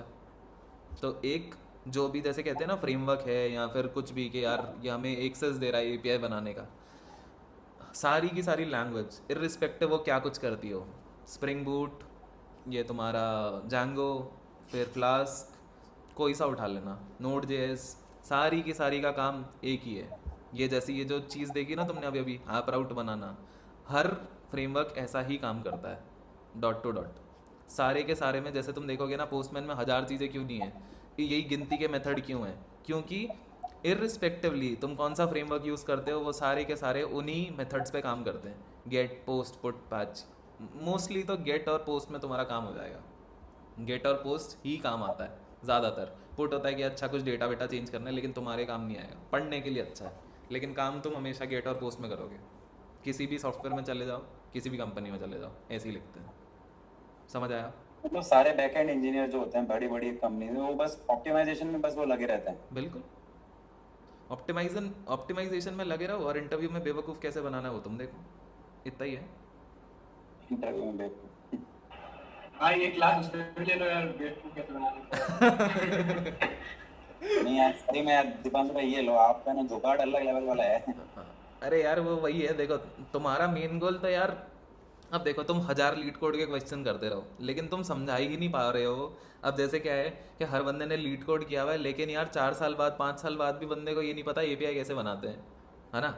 तो ये कितनी बड़ी बात नहीं हो गई? और जैसे ही तुम्हें पता चल गया, वो तुम्हारा ना मतलब मैजिक मोमेंट है, वो यूरेका मोमेंट है कि भाई यही तो था, इतना ही तो था। लीड कोड तो हमेशा से आता था मुझे, फंक्शन लिखना तो हमेशा से आता था, किसी ने ये क्यों नहीं सिखाया कि मैं ऐसा बना सकता हूँ? नहीं, और मेरे साथ भी ऐसा हुआ है, इसलिए मैंने देखा। और ये है पता है क्या, ये देखो जैसे मैंने बटन दबाया, ये अभी ये चला, इसको ब्रेक पॉइंट्स हटा देते हैं, इसको चालू करते हैं, और अभी ये इसमें देखना वापस चलाता हूँ, देखो कनेक्टेड टू ये, अच्छा ये तो नॉर्मल पाइथन वो वाला चल रहा है, ठीक है। ये मेन फाइल चल रही थी ना, अभी मैं उसको देखता हूँ कॉन्फ़िगरेशन है कुछ के नहीं। और एक बात और बताता हूँ दीपांशु भाई कि जो हाँ। अपने देश में ना लाइक मोस्टली जो डेवलपर्स होते हैं अभी, लाइक डेवलपर क्या, जो भी स्टूडेंट या फिर फ्रेशर हो गया, पीएससी C++ में करते हैं। C++ में इसलिए करते हैं क्योंकि उनके प्रोफेसर को आती है वो। हाँ तो अच्छा, तो ये तो फिर तो अपन को करना जावा में करनी चाहिए अगर ऐसा है तो, क्यों? क्योंकि स्प्रिंग बूट में भी हो जाएगा। अरे तुम किसी में भी करो यार, फास्ट है C++। मैं बताता हूँ जो फास्ट बोलते हैं ना, अब मैं बताता हूँ ऑप्टिमाइजेशन की, जब तुम बात करते हो ना 100% फास्ट है C++, लेकिन तुम ऐसी चीज़ बताओ मेरे को अब तक कि जहाँ पे हमने इतनी ऑप्टिमाइजेशन में हम घुसे हो, हमने रियल टाइम एप्लीकेशंस कोई बनाई नहीं अभी तक, ठीक है? यहाँ तक कि तुम कहोगे ना कि C++ बहुत फास्ट है, तुम मेरे को बंदे ढूंढ के बताओ जिन्होंने C++ के फ्रेमवर्क में ऐसा कुछ लिखा हो जो C++ में एपीआई बनाता हो। I have answer sir, C++ fast इसलिए क्योंकि सर कोरा का बैकएंड है, बिल्कुल ठीक है, चलेगा। पर पहली बात तो ये कि ना, जैसे क्या बोलते हैं C++ में जो ये होती है ना अपने कि मोस्टली जो HFTs होते हैं वो सारा C++ डेवलपर होता है, राइट? करते हैं, बिल्कुल करते हैं। जो AMDs और में जैसे AMD NVIDIA और जो बेसिकली हार्डवेयर लेवल का काम है ना, हार्डवेयर लेवल पे, जैसे कि मैं बताता हूँ, जब मेरा जो इंटर्नशिप था, जब इंटर्नशिप पे मैंने किया तो मेरा कर्नल डेवलपमेंट आया। अब मैं कहूँ यार कर्नल डेवलपमेंट चीज़ क्या है ये, मैं तो करा नहीं। अब मैं जैसे एक कॉलेज का बच्चा होता है 3rd ईयर 4th ईयर में, वो 3rd ईयर वाला वही था कि यार ये वो करे कैसे। तो उस टाइम पे अब वो ऑप्टिमाइजेशन में घुसे हुए हैं कि यार पोस्टग्रेस को ऑप्टिमाइज कैसे करें, कैसे उसके अंदर एसिंक आईओ को और अच्छा करें। ज़रूरत तब पड़ती है, लेकिन अगर नॉर्मल यूज़ केस देखोगे, तुम्हें वेबसाइट बनानी है तो तुम कभी C++ में नहीं लिखोगे। और सर एक चीज और ऐड करनी थी कि ना रिसोर्सेज अवेलेबल होते, लाइक मेरे साथ तो ऐसे ही हुआ था, मैंने रिसोर्सेज अवेलेबल हैं, बिल्कुल। C++ में मेरे को एक बार ना उस पे भी ट्राई मारना था, ये जो कोड शेप और होता है ना, हाँ, पहले इतना फैंसी था, अब नहीं है। सीपी अब तो डाई हो रही है, सीपी डाई हो रही है क्योंकि लोगों को पता चल गया है कि यार डेवलपमेंट करके बहुत इजीली काम हो जाता है, तो हम हर चीज़ में, तुम सोच के देखो ना यार, सॉर्ट अगर तुम्हें डॉट सॉर्ट करके जब तुम्हारा काम हो जाता है, है ना, हमारे इस वाले एनवायरनमेंट में कि हम डॉट सॉर्ट लिखते हैं, हमारा काम हो जाता है, लिस्ट सॉर्ट हो जाती है सब कुछ। मैं क्यों बैठ के मर्सॉट लिखूंगा, कोई रीज़न नहीं बनता ना कि मैं पूरा मर्सॉट सीखूं। गुड टू नो है, लेकिन गुड टू नो ऑप्टिमाइजेशंस। अब तुम क्विक सॉर्ट भी सीख रहे हो, हीप सॉर्ट भी सीख रहे हो, तुम्हें हर चीज़ सीखनी है। आखिरी में तुम यूज़ क्या करते हो, कोई भी वेरिएबल का नाम डॉट सॉर्ट। Dot sort. तो अब सोच के देखो कि यार किसी ने अगर बहुत टाइम लगा के वहाँ पे अपना ऑप्टिमाइजेशन सीख रहा था, कर रहा था, हर किसी को पता लग गया n log n से बेटर में सॉर्ट कर नहीं पा रहा, लेकिन फिर लोग सोचते हैं कि यार इस केस में बेटर क्या होगा, रैडिक सॉर्ट लगा दूँ, क्विक सॉर्ट लगाऊँ कि नहीं लगाऊँ, मर सॉर्ट लगाऊँ कि नहीं लगाऊँ। लोग जब उस चीज़ पे पहुँच जाते हैं ना, मैं सही बता रहा हूँ, तुम ये कंपनीज देख लो, अभी किसी से भी जो भी काम कर रहा है कंपनीज में, वो तुम्हें सही सही बताएगा कि यार मैं डॉट सॉर्ट ही लिखता हूँ, मैं मर सॉर्ट नहीं लिखा हुआ मैंने। ऐसे ही होता है भाई। ये है तुम्हारा answer actually. C plus plus में क्यों करते हैं, रिसोर्सेज बहुत इजीली अवेलेबल है। अगर मेरे को इंटरव्यू निकालना है तो वो मेरे को, जब मैं फर्स्ट ईयर में होता हूँ, वो मेरे से डीएसई तो जानना चाहता है। असली बात तो ये है ना, इंटरव्यूअर में वो मेरे से यही तो जानना चाहता है कि इसे बेसिक पता है, सीख तो लेगा ये, लेकिन तुम्हें बेसिक पता है कि नहीं पता, वो है। बट अपन ऐसे भी बोल सकते हैं कि कुछ कुछ जो जैसे है ना सॉर्ट होती है, जैसे हीप सॉर्ट हो गया, मर्ज सॉर्ट हो गया, तो वो ऐसे है ना, मतलब किसी को मतलब मोस्टली वो नहीं आएगी। जो वर्किंग प्रोफेशनल होगा ना, हाँ वो उसके माइंड से ऊपर होगा। आप चाहे लिखवा के ले लो। बिल्कुल होगा, वो उसने करा ही नहीं है पिछले 2-3 साल में, या फिर 5 साल 10 साल। यार 10 साल वाले एक्सपीरियंस वाले को हीप सॉर्ट याद होगा क्या, सोच के देखो। बिल्कुल अब डायरेक्टर तुमसे ये तो नहीं पूछेगा ना कि हीप सॉर्ट करके दिखाओ। कर भी सकता है वैसे, कहने को तो यार कुछ भी कर सकते हैं, पर लाइक मैंने ना डिस्कशन में पढ़ा था अभी कि हाँ। 4 साल वाले एक्सपीरियंस से हीप सॉर्ट पूछा था। हाँ। चलो हीप सॉर्ट छोड़ो, EP5 फंक्शन होता है ना, वही पूछ लिया। उनसे ही नहीं हुआ बताओ। और अगर EP5 आ गया तो फिर हीप सॉर्ट में है क्या? राइट, वो वही है यार। इसलिए कॉन्सेप्ट देखो, तुम सब लीड कोड करोगे, करना पड़ेगा, नौकरी अगर अच्छी लेनी है तो तुम सबको पता है, ऐसा कुछ छुपा हुआ नहीं है और कुछ नया नहीं है जो मैं बता रहा हूँ। तुम्हें करना पड़ेगा और कर भी रहे हो। तो बस ये है कि एक वो है ना, आइसिंग ऑन द केक ये है कि तुम APIs बनाना एटलीस्ट किसी भी फ्रेमवर्क से सीख लो, ताकि तुम खुद के प्रोजेक्ट बना सको। सबसे इंपॉर्टेंट चीज़ है खुद का प्रोजेक्ट बनाना, और वो वैसे ही होगा जब तुम कुछ ऐसी चीज़ बना दोगे जो चीज़ फ्रंट एंड से इंटरैक्ट कर पाए। ये सीन है। आप है ना रिसोर्स शेयर कर दो ना भाई प्लीज। और कोई हाँ, YouTube चैनल, कोई की जो यार यूट्यूब चैनल तो कोई सा उठा लो ना। वो मेरे ख्याल से कौन सा था, वो कौन सा था यार जिसमें सब प्रोजेक्ट्स वगैरह सिखाता है, किसी को याद आ रहा है क्या? वो पूरी वीडियोस, बड़ी वीडियोस, अच्छे घंटे की। Free code camp. Free boot camp भी बहुत बढ़िया है, वो सब सिखा देता है। और एक code with Harry. Code with Harry ने बहुत अच्छा सिखा रखा है भाई, कोड विद हरी ने बहुत अच्छा सिखाया है। लामा डे। राइट, तुम ये कमेंट्स में ये बहुत अच्छा आ रहे हैं। आप कुछ भी उठा के सीख सकते हो। हाँ, क्लेवर प्रोग्रामर याद आ गया। हाँ, क्लेवर प्रोग्रामर था। उस बंदे ने, तुम कुछ भी उठा के देख लो, वो तुम्हें एक एक चीज़ सिखा देगा। तुम उसकी वीडियोस बिंज वॉच करो वीकेंड में बैठ के। प्रोग्रामर में तो आई थिंक सिर्फ प्रोजेक्ट्स वीडियो ज्यादा मैंने देखी है कि मतलब प्रोजेक्ट्स की वीडियो होती है। उससे ज़्यादा करना क्या है, प्रोजेक्ट्स बनाना आ गया तो तुम बहुत सारी चीज़ें खुद सीख जाओगे ना। प्रोजेक्ट्स में तो सब कवर हो गया ना। API भी सीखोगे तो फ्रंट एंड भी सीखोगे। DSA सिर्फ काम के लिए सीखना है। DSA ना, पता है DSA काम कब आता है, जब तुम्हें, यार DSA ना पहली बात तो इंटरव्यू निकालने के काम आता है। सेकंड जो तुम्हारा अब क्या होता है DSA में ना, तुम क्या कुछ सीख जाते हो, तुम ये जितना भी होता है कि क्या कहते हैं API वगैरह के, इसके अंदर के सोचो तुम कि यार क्लासेस यूज़ कर लेते हैं हम, फंक्शंस लिख लेते हैं। ये सारी चीज़ें ना एक तरह से जो बेसिक जो कि हम फ्रेमवर्क के अंदर लिख रहे होते हैं, वो मोस्टली हम पहले DSA में पढ़ चुके होते हैं। क्योंकि DSA में हमें फंक्शन तो पता ही है ना, फंक्शन कैसे लिखते हैं, और स्ट्रिंग कब यूज़ करना है, इंट क्यों यूज़ करना है, फ्लोट कब यूज़ करना है, ये सारी चीज़ें तुम सीख के आते हो कॉलेज से। इसीलिए तुम कंपनी में बहुत अच्छे से ढल पाते हो। तो वो तुम्हें सिर्फ इतने पे ही जज करता है। हाँ मैंने अभिषेक। एक और ऐड करनी थी इसमें कि हम है ना बेसिकली DSA से अपना, एक तो पहली बात क्या होता है कि कॉन्फिडेंस आता है। और दूसरी बार ऐसा होता है कि अगर आपने एक बार DSA कर लिया लाइफ में, तो आपको कोई भी प्रोग्रामिंग लैंग्वेज है कुछ भी हो तुम तो सीख आपको जाते हो। दिक्कत नहीं आएगी। राइट सारे घूम फिर के, जैसे मैंने बताया ना कि यार कॉन्सेप्ट तो सेम ही है ना। अभी जो पाइथन का दिखाया, अब तुम नोड.js में देखोगे वो भी सेम ही है, उसमें भी वैसे ही लिख रहे हैं, तो फिर चीज़ें सेम हो जाती है। अभिषेक कुछ पूछ रहे हैं, अभिषेक बताओ। हाँ अभिषेक। हाय दीपांशु। हाँ हाँ, मुझे एक्चुअली थोड़ा अनरिलेटेड क्वेश्चन था। तो मैं एमएस के लिए यूएस में आया हूँ और okay, I have like 3 years of experience working in a fintech company. Right, और मैंने जावा फुल स्टैक पे ऐसा काम किया है, लाइक हाँ, एक थोड़ा ऑब्सोलीट नॉकआउट जेएस करके एक जावास्क्रिप्ट फ्रेमवर्क है, और जावा मोस्टली यूज, लाइक स्प्रिंग भी यूज किया, और थोड़ा सा प्रोप्राइटरी उनका खुद का ऐसा फ्रेमवर्क भी था, तो वो यूज किया है। ओके, प्रॉब्लम ये है कि मेरे रेज्यूमे में वर्किंग्स भी है और प्रोजेक्ट्स भी है। मतलब बिल्कुल, मैंने काफी काफी तो नहीं, बट ऐसे लाइक थोड़े बहुत ऐसे प्रोजेक्ट्स पे काम किया है, थोड़े रिएक्ट के प्रोजेक्ट्स, नहीं पूरे ऐसा फुल स्टैक और डिस्ट्रीब्यूटेड के प्रोजेक्ट्स बनाए हैं। बट प्रॉब्लम ये है कि कोई नहीं आ रहा है। तो मेरे लीड कोड भी अराउंड 100 है। मैं अभी मतलब वापस अच्छे से पूरा बैठ के हाँ करने हाँ वाला हूँ। हाँ, ठीक बट है। द थिंग इज मुझे कोई नहीं आ रहा है, वो इनके पास तो जा ही नहीं रहा है। आपके पास क्या नहीं आ रहा है अभी? सॉरी।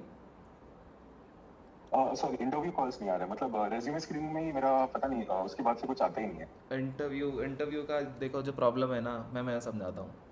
इंटरव्यू आपका वो टेम्पलेट वही यूज़ किया जो अपन कल शेयर कर रहे थे। मैं बहुत क्लियरली बताता हूँ शॉर्टलिस्ट कराने का सबको, और मैं सही बता रहा हूँ, बहुत जगह शॉर्टलिस्ट हुआ है उससे। आपने कल वो यूज़ किया था, वो हार्वर्ड रेज्यूमे टिप्स करके भेजा था। मैंने कल का देखा नहीं, बट मैंने हार्वर्ड रेज्यूमे टिप्स यूज किया है। ओके, हाँ, मतलब लाइक फुली यूज नहीं किया मैंने, थोड़ा खुद के चेंजेस भी उसमें से डाले हैं। समझ गया, लेकिन काफी ऐसा स्टार्ट रेज्यूमे मैंने ऐसे पूरा पूरा डिटेल से भरा है, समझ गया। यूजिंग स्ट्रॉन्ग एक्शन वर्ब्स और सिंपल लाइंस और और फिर मैट्रिक्स, और हर मतलब लाइन में और मैट्रिक्स दूसरा सब यूज अप्रोच का किया। यूज़ कर रहे हो? मतलब जब आप जॉब डिस्क्रिप्शन आपके पास आता है तो वर्ड क्लाउड वाला अप्रोच यूज़ करते हो, या फिर कोई और ऑप्टिमाइजेशन यूज़ करते हो? कैसे ऑप्टिमाइज करते हो हर बार? हाँ, द थिंग इज मैंने हर कंपनी के लिए ऐसा रेज्यूमे चेंज करने का वो स्ट्रैटेजी रखा नहीं, क्योंकि बहुत सारी कंपनीज थी। तो मान मैंने गया। तो थोड़े बहुत जो मेरे काफी क्लोज थे, रिलेटेड थे, तो मैंने उनके लिए किया। तो एक हम्म। जॉब सीकर करके एक आता है, तो मैंने उससे ऐसे लाइक टॉप कीवर्ड्स निकाले, फिर चैट जीपीटी से टॉप कीवर्ड्स निकाले, और फिर वो कैसे करके तो इंटीग्रेट करने की कोशिश की मैंने, लाइक प्रोजेक्ट्स में या फिर मेरे वर्किंग्स में। नहीं यार, ये इसका ना एक बेटर वे बताता हूँ। एक ना जो अप्रोच मतलब जो कि काम करती है वो ये है कि एक wordcloud.com, वर्ड क्लाउड करके आप सर्च कर लेना। और जैसे बिल्कुल ओके सही ओके। कहा कि यार अगर मेरे को 100 कंपनी में अप्लाई करना है तो यही काम थोड़ी करता रह जाऊँगा। इसके लिए एक तो वर्ड क्लाउड जाके यूज़ करना। वर्ड क्लाउड क्या करेगा, वो आपका पूरे का पूरा जॉब डिस्क्रिप्शन पढ़ेगा, ठीक है।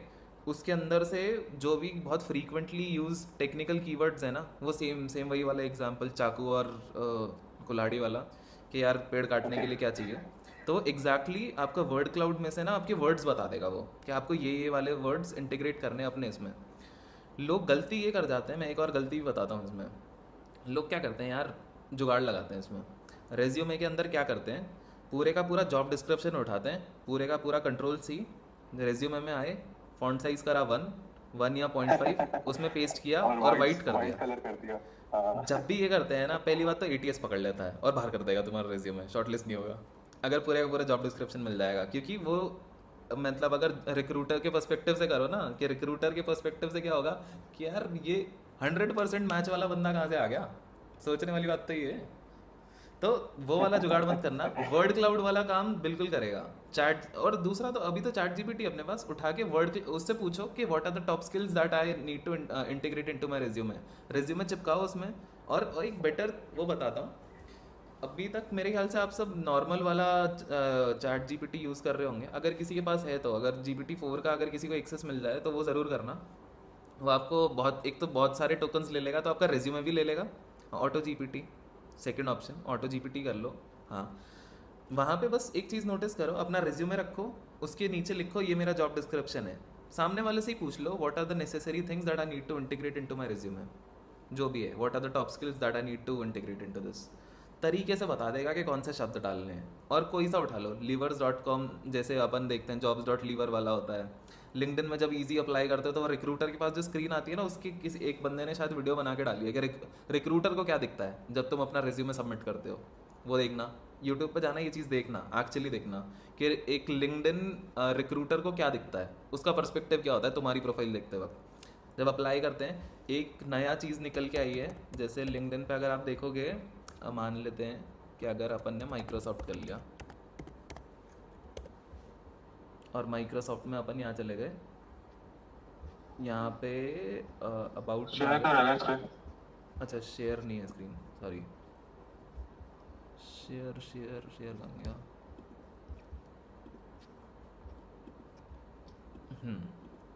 दिखे तो बताओ।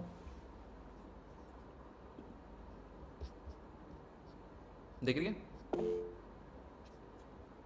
हाँ हाँ सही। तो इसके अंदर कोई भी कंपनी में जाओ, ठीक है, कोई सी कंपनी पकड़ ली, मैंने माइक्रोसॉफ्ट रख ली, यहाँ पे नीचे स्क्रॉल करना, अबाउट में आना, यहाँ स्क्रॉल करना, और यहाँ पे आता है interested to work for our company. 100 कंपनियाँ सर्च करो, उठा के हर किसी में इंटरेस्टेड डाल दो, आई एम इंटरेस्टेड। तो क्या होगा, अब जैसे हमने प्राइवेटली हमने एक्सप्रेस कर दिया ना, रिक्रूटर व्यू जो है, रिक्रूटर व्यू को ये दिखेगा कि हाँ भाई बंदा इंटरेस्टेड है, इसने पहले से ही ज्वाइन किया हुआ। अब क्या है, जैसे 100 लोग अप्लाई करेंगे, या फिर देखो एक नौकरी ढूंढने वाला रिक्रूटर क्या करता है, वो यही करता है ना कि सबसे पहले जाएगा कि यार मेरे को बैकएंड डेवलपर चाहिए, मान लो जावा डेवलपर चाहिए, उसमें लिखा गया जावा डेवलपर, फिर ढूंढेगा ओपन टू हायर है कोई, मिल गया, बहुत बढ़िया। कोई लोग लिख देते हैं सर्विंग नोटिस पीरियड अपने रेज्यूमे के बायो, वो अपना लिंक्डइन के बायो में, और बढ़िया। कैसे कैसे ढूंढेगा, अब वो वहाँ देख लिया, अब वो देख रहा है कि यार मेरे को पाइथन डेवलपर चाहिए था, आपने मोटा मोटा लिखा हुआ है वहाँ पे ब्लॉकचेन डेवलपर, क्या आपको कॉल आएगा? नहीं आएगा। ब्लॉकचेन लिख रहे हो ना, पाइथन तो लिखा ही नहीं। रिक्रूटर को सोचो यार, रिक्रूटर को थोड़ी पता है कि तुम्हें पाइथन और इसमें कुछ है, फ़र्क है कि नहीं है, तुम सॉफ्टवेयर डेवलपर हो कैसे हो, तुमने अब लिखा हुआ है कि मैं C# में कोड करता हूँ, तुम्हें कोडिंग आती है, लेकिन रिक्रूटर को क्या चाहिए था, पाइथन वाला चाहिए था, कॉल ही नहीं करेगा। चीज़ें ऐसी उठाओ जो बहुत बीच में कॉमन चल रही हो, जैसे रिएक्ट, पता है हर बंदा फ्रंट एंड में रिएक्ट करने में लगा है, ढूंढ के बताओ जो रिएक्ट ना कर रहा हो, जो बंदा नेक्स्ट जेएस हो सकता है ना कर रहा हो, रिएक्ट तो कर ही रहा होगा ना, HTML CSS तो लिखा ही होगा। अब कोई ऐसा तुम्हारा रिक्रूटर नहीं है जो HTML ढूंढेगा, HTML ढूंढने के लिए वही रखेगा कि किसी को 10,000 की नौकरी देनी है तो 10,000 में HTML करवा लेगा। कोई भी ऊपर गए एटलीस्ट रिएक्ट तो पूछेगा। तो कीवर्ड्स ज़बरदस्ती के डाल दो। अब जैसे आपने अभी लिंक्डइन को भी ऑप्टिमाइज़ किया होगा, लिंक्डइन में बहुत तरीके से डालो कि यार क्या कुछ है, तुम्हारी प्रोफाइल में देखो कि जैसे मैंने क्या किया था कि मैंने उठा के अपना पहली बात ये सबसे पहले ये ऐसे बना दिया तरीके से कि मेरी लीड कोड क्या है, मेरा ये क्या है, रेज्यूमे क्या है, गिटहब डाल दिया, सारी चीज़ें ऐसा कॉम्प्रिहेंसिव। फिर हटा दिया क्या? अरे वो दीपांशु भाई, कंपनी वाली आदत हो गई है बिल्कुल, कंपनियों में होता है ना कि तुम शेयर करते हो और बस काट देते हो, वैसा हो गया है। हाँ पूछो, सवाल पूछो। हाँ भाई, एक क्वेश्चन है, like there is a job offer, LinkedIn में जॉब अप्लाई कर रहा था, Got it. सो उसमें ना एक alumni, I mean I have alumni connection with that offer, Got it? या I the question is like how to approach this guy alumni, should I approach him to refer me or should I Got apply it. directly? I'll What's I'll your I'll tell you with my experience. So alumni is there could be a very I mean beneficial if alumni knows you very well. But in case you have a common mutual connection who is an alumni of the same institute that you have studied in, it is better if you can introduce him first. कि okay, I am this guy and I studied with studied in this institute and this was the year and I am really interested in working on this job and जो भी है ऐसा ऐसा करके लिख दिया. The thing is, there's a better chance if you approach a random guy than the chance that you when you approach a guy that you know. किसी भी रैंडम बंदे को पकड़ के बोलोगे ना कि यार कर दे, ओके एक और चीज़ दिखाता हूँ बेटर, ये चीज़ बहुत अच्छे से समझो कि मान लो कि जैसे कि कोई भी एक कंपनी है, मान लेते हैं कोई भी, जैसे अमेज़ॉन ले लिया, ठीक है, अमेज़ॉन उठा लिया हमने, अमेज़ॉन सर्च किया। अब बात ये है कि यार रेफरल किस किस से मांगा जाए, ठीक है। अब ये पहली बात तो ये मेरे फर्स्ट कनेक्शंस आ रहे हैं, फर्स्ट कनेक्शन सेकंड थर्ड, ठीक है, फर्स्ट कनेक्शंस चुन लिए कि मेरे को जानता कौन कौन है। अब ये जैसे यही आ गया कि ये सब हैं, ये मेरे को डायरेक्ट जानते हैं, तो ये तो खैर वही है ना जो मतलब मेरे ही कॉलेज के लोग हैं, तो मेरी कॉलेज के लोग हैं तो हाँ बिल्कुल चांस तो है ही कि यार मेरे को तो जानते ही हैं वो तरीके से। अब बात ये है कि यार हर किसी को भेज दूँ क्या मैं? अब इस कनेक्शन को फर्स्ट से हटा के सेकंड कर देते हैं, मान लो कि जो ऐसा बंदा जिसको मेरे दोस्त का दोस्त है, नेटफ्लिक्स वाले लोग मान लेते हैं कि दोस्त का दोस्त है। अब क्या है यहाँ पे तरीके से कनेक्ट भेजते चलो, ठीक है। हम मान लेते हैं कि हमें अमेज़ॉन में नौकरी चाहिए और हम हर किसी को कनेक्ट भेज रहे हैं। अब क्या है, टाइम चुनो, अभी टाइम क्या हो रहा है, 12 बज रहे हैं। पहली बात इस वक्त कौन ही उठा होगा, और अगर उठा भी है तो यार हमारी नौकरी के बारे में क्यों सुनेगा, ठीक है। कुछ ऐसा बीच का टाइम चुनो, 9-10 वाला टाइम चुनो।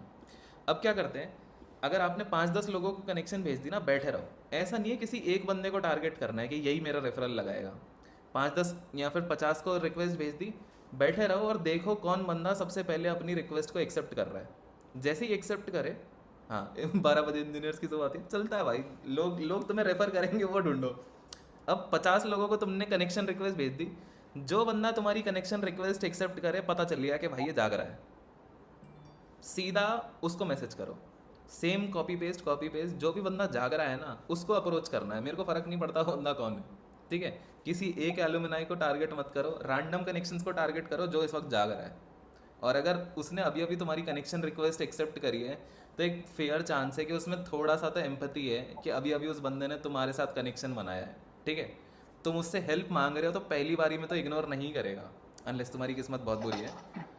और वो तुम्हारा सबसे बेस्ट चांस है किसी से भी रेफरल मांगने का।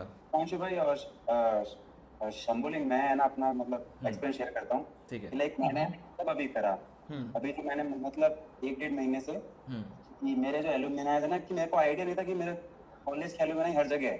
तो मैं जहाँ जहाँ जाता था तो आता ना ऑप्शन कि आपकी म्यूचुअल है या फिर इधर पड़े हुए हैं आपसे, राइट, हाँ। और मैं भेजता था। तो बस ये होता है कि एक चीज है कि टिप है कि जो एलुमनाइज है ना उसको आप ये लिखो कि इट्स गुड टू सी और alumnis are doing so great in this मतलब कंपनी। हाँ, थोड़ा सा मक्खन लगा लो, चलेगा। मक्खन लगा दो भाई, मैं बताता हूँ 10 में से 8 के रिप्लाई आए थे मेरे पास। बिल्कुल सही। ओके, हाँ, एनीथिंग दैट वर्क्स। और जो दीपांशु भाई ने कहा ना कि रैंडम वाली चीज, तो रैंडम के भी आए थे। लाइक एक मैंने लगाया था उसमें। यार मैं बताऊं, पहली बात तो ना हमें रेफर करने का पैसा मिलता है। हाँ।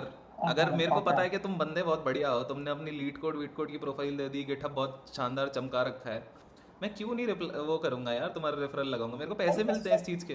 लाख रुपए में हाँ तुम्हारी अगर, हाँ इंटीग्रेशन के बारे में यार, इंटीग्रेशन का बहुत सिंपल है। कोई भी फ्रंट एंड एप्लीकेशन, जैसे मान लो रिएक्ट है, अगर तुम्हें कोई प्रोजेक्ट दिखाऊं, मान लेते हैं ये, ठीक है।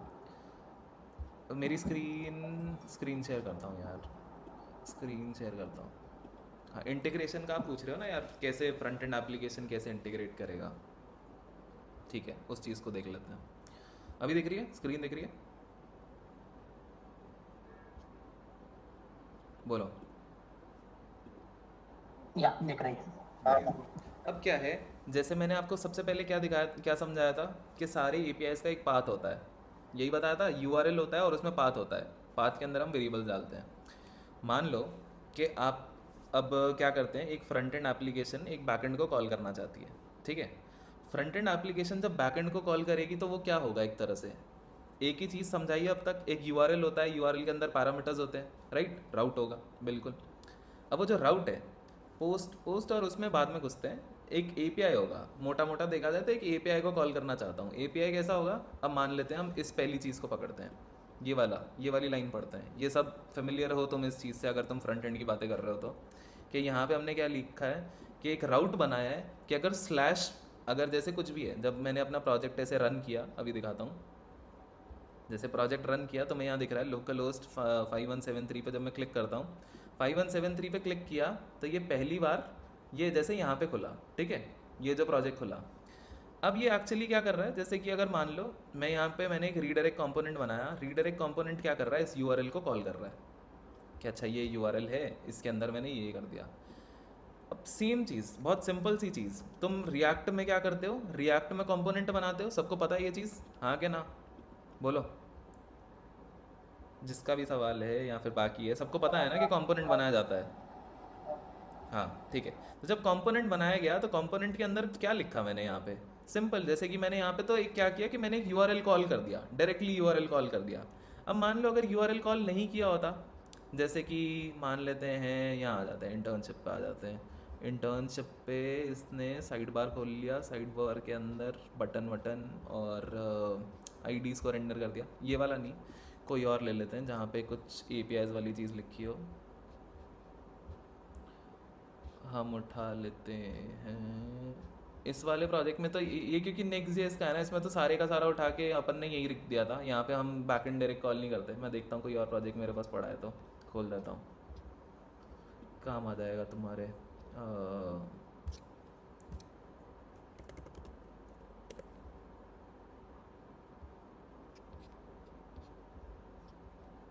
नहीं यार, कोई प्रोजेक्ट ऐसा डायरेक्टली लाइव तो नहीं पड़ा है, बट श्योर, मतलब जो मैं तरीका बता रहा हूँ ना, आप कंपोनेंट के अंदर सिंपल एक चीज़ देखना कि जैसे देखो, ऐसा समझा देता हूँ, रिएक्ट कॉल एपीआई,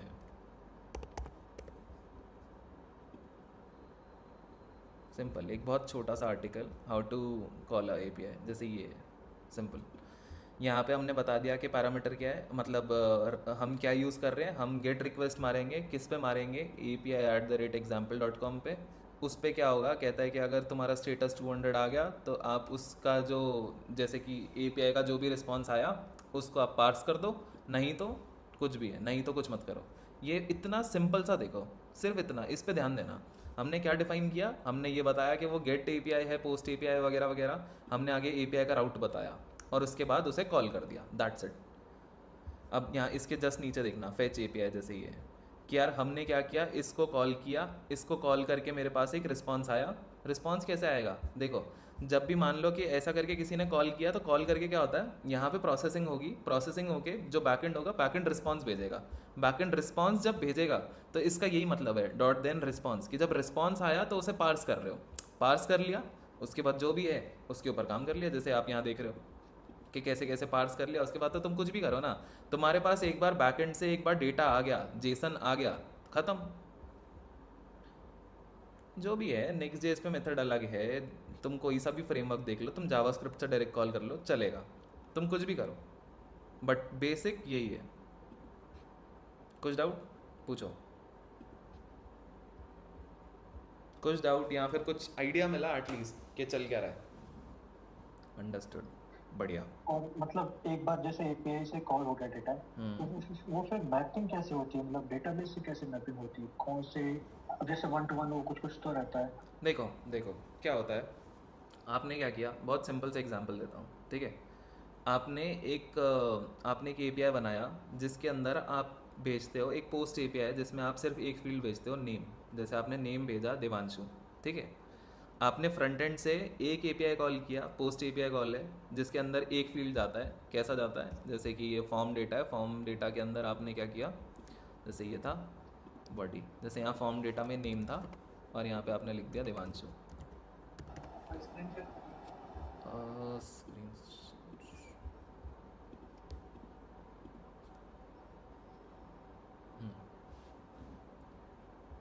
ठीक है, ये ऐसा कि आपने फॉर्म डेटा में लिख दिया नेम देवांशु। अब क्या होगा, जब आप इसे सेंड दबाओगे, एग्जाम्पल दे रहा हूँ, जब आपने सेंड दबाया, सेंड दबाते ही ये वाला जो कॉल होगा ये किसे जाएगा, ये जाएगा मेरे बैकएंड को। जैसे ये बैकएंड मेरा यहाँ लिखा हुआ है, मान लेते हैं, ठीक है। ये मेरे पास बैकएंड पे आया, यहाँ पे जो भी हमने राउट डिफाइन किया हुआ है, मान लो बैकएंड में आया, बैकएंड में हमने रिसीव किया इस डेटा को। इस रिसीव करे हुए डेटा को, जैसे मैंने पहले सेशन के पीछे अभी बताया था कि हम वेरिएबल्स में से कैसे सामान उठाएंगे, हमें पता चल गया। एक बार हमारे पास वेरिएबल्स में कोई भी चीज़ आ गई, अब आपका क्वेश्चन है कि वो मोंगो में कैसे दिखेगा, मोंगो में कैसे सेव करोगे।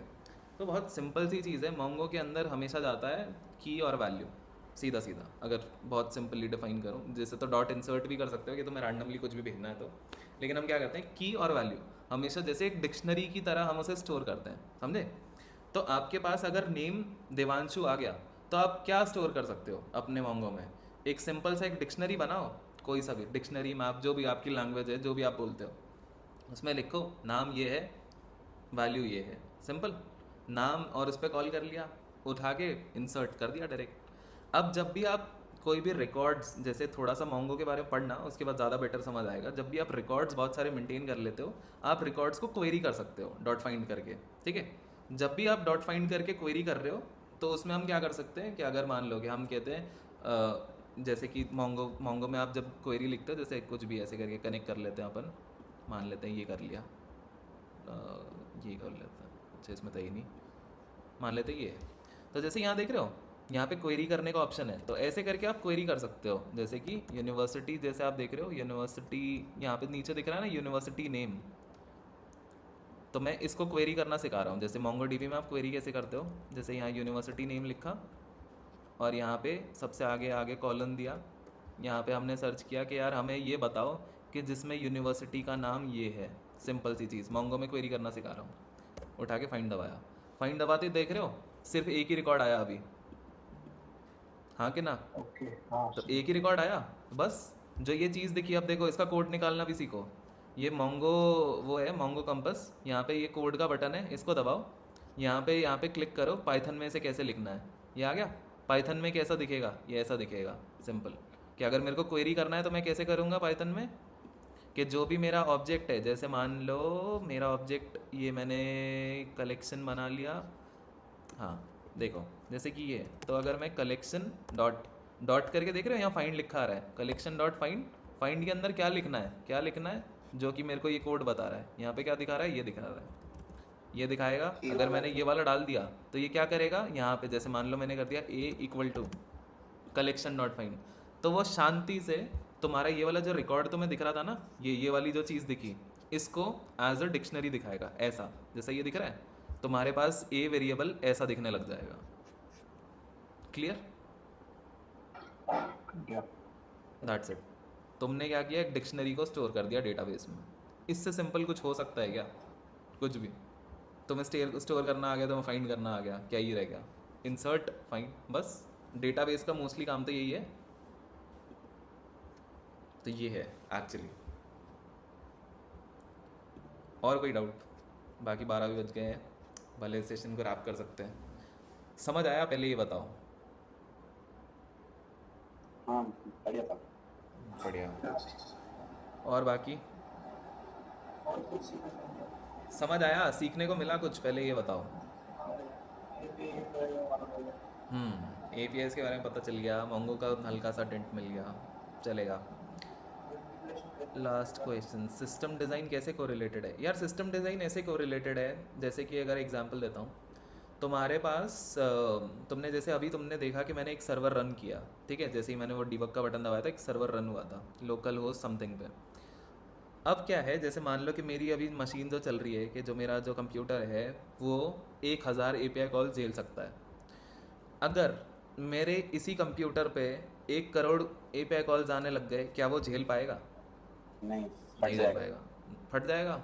तुम इस चीज़ में क्या करना चाहोगे? तुम करना चाहोगे कि ऐसे ऐसे कंप्यूटर और होते रहें। या तो मैं अपने कंप्यूटर की पावर बढ़ा दूंगा, जिसे तुम वर्टिकल स्केलिंग बोलते हो, रैम बढ़ा दी, स्टोरेज बढ़ा दिया, या फिर तुम चाहोगे ऐसे दिखने वाले या फिर ऐसी चीज़ चलने वाले और होते रहें, हॉरिजॉन्टल स्केलिंग है। हॉरिजॉन्टल स्केलिंग करोगे।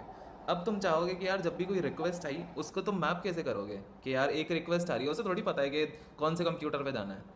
तब तुम उस पर लोड बैलेंसर लगाते हो कि अच्छा 10 रिक्वेस्ट इस वाले को भेज दे, कंप्यूटर ए को 10 रिक्वेस्ट इसे।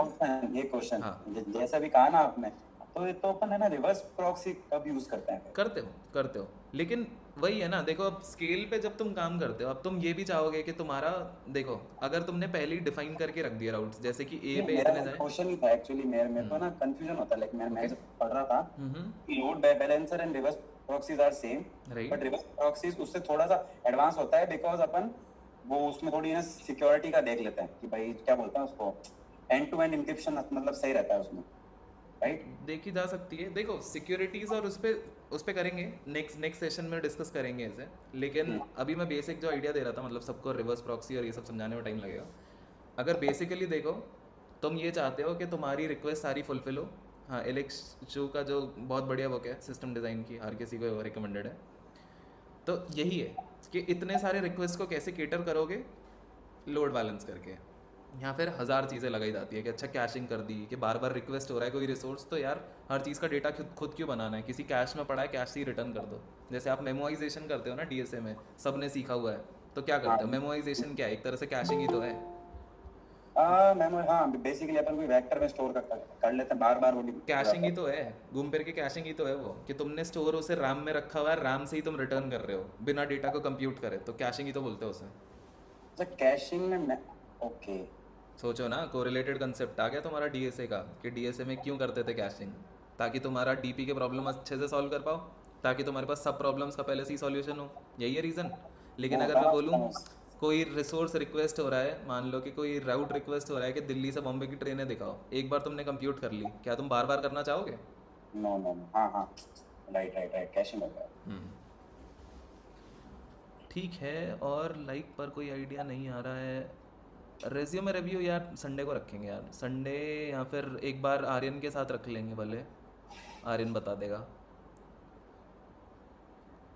फार्मेसी एप्लीकेशन बनाने पर फ्रंट एंड सीख रहा हूँ, बैक एंड में क्या करें, काइंडा कंफ्यूजिंग। कुछ नहीं है यार, लॉजिक्स अभी बैक एंड में करेंगे, लेकिन एक बार नेक्स्ट सेशन में देखेंगे। अब जो भी है इसको भले अभी रैप कर सकते हैं। बैक एंड में यार एक्चुअली वही कि तुम कैसे अपने क्या कहते हैं, यूज़र्स को कैसे रखोगे, दवाइयों को कैसे रखोगे, उसके लिए तो तुम्हें डीबी चाहिए होगा ना। डीबी कॉल्स कहाँ करोगे, बैकएंड में ही तो करोगे। फ्रंट एंड से तुम डायरेक्ट डीबी कॉल तो नहीं करोगे, इसीलिए बैकएंड यूज़ होगा। बाकी बट इंफॉर्मेटिव था, क्वेश्चन अच्छा था। सही है, चलो बढ़िया। बाकी सबको मज़ा आया, बोलो। बट एक चीज मेरे को अभी भी समझ में नहीं आई दीपांशु भाई, हाँ, पूछो। कि मेमोराइजेशन को कैशिंग थोड़े ना बोलेंगे। क्यों नहीं कैशिंग बोलेंगे? तो वो होता है कि जो डेटा बहुत तेज आपको दे दे, हाँ। लाइक यूजर को हिट करे उस सर्विस, मेमोराइजेशन कहाँ पे करते हो, रैम में करते हो? नहीं, और वो डीबी से निकाल के दे, बट डीबी से निकाल के दे? नहीं, डीबी में कैशिंग वो कैशिंग नहीं करते। रेडिस कैश डीबी नहीं होता, रेडिस रैम में होता है। रेडिस रैम में होता है। यस, रेडिस कम्प्लीटली रैम को अभी इंटीग्रेट करते हो तुम, दो चीज़ों पे रखते हो। हम ये इसमें तोड़ देते हैं कि डीबी में भी रख लो और रैम पे भी रख लो, लेकिन जो रिक्वेस्ट जो हाथों हाथ यूज़ होता है ना, उसको आप हमेशा रैम में रखना चाहोगे। कंप्यूटेशन अगर 10 गुना तेज करनी है ना, रैम में रखोगे। ये है, वो बहुत महंगा हो जाता है फिर, है ना? 100% बहुत महंगा है। रेडिस को उठा के लोग छोड़ना चाह रहे हैं, लोग एरोस्पाइक पे मूव कर रहे हैं कि यार अपन इस चीज़ में सेटिस्फाइड है कि यार थोड़ी सी चीज़ें तो जल्दी हम कम लेटेंसी में दे इस देंगे। पे सर, बाकी इस पे एरोस्पाइस, क्या नाम बोला आपने? एरोस्पाइक, ओके, AERO, SPIKE। ओके, एरोस्पाइक। तो ये हाँ। क्या टाइप का है, ये वही टाइप का है क्या? इस पे पढ़ो, इस पे पढ़ के आओ पहले, फिर डिस्कस करेंगे। चलो, ओके, डन। इस पे पढ़ना, सब पढ़ना, बहुत अच्छी चीज़ें हैं। ठीक है, तो अभी भले रैप करते हैं सेशन, भैया? बाकी फिर। हाँ धनुष। वो पिछले वाले वीडियो का रिकॉर्डिंग कब मिलेगा, वो मुझसे मिस हो गया था। पिछले का मैं एक बार चेक करता हूँ, आर्यन के पास रिकॉर्ड हुआ होगा, मैं देख लेता हूँ। Thank you. चलो ठीक है, ठीक है फिर, थैंक यू एवरीवन, ठीक, thank you. Thank you. Bye. भैया वोट क्लाउड का लिंक, किसका? Word cloud. Word cloud? यार वो तो गूगल सर्च कर लो यार, मिल जाएगा। कोई ऐसा स्पेसिफिक नहीं है, वर्ड क्लाउड गूगल सर्च कर लेना। गुड नाइट भाइयों, गुड नाइट। ओके।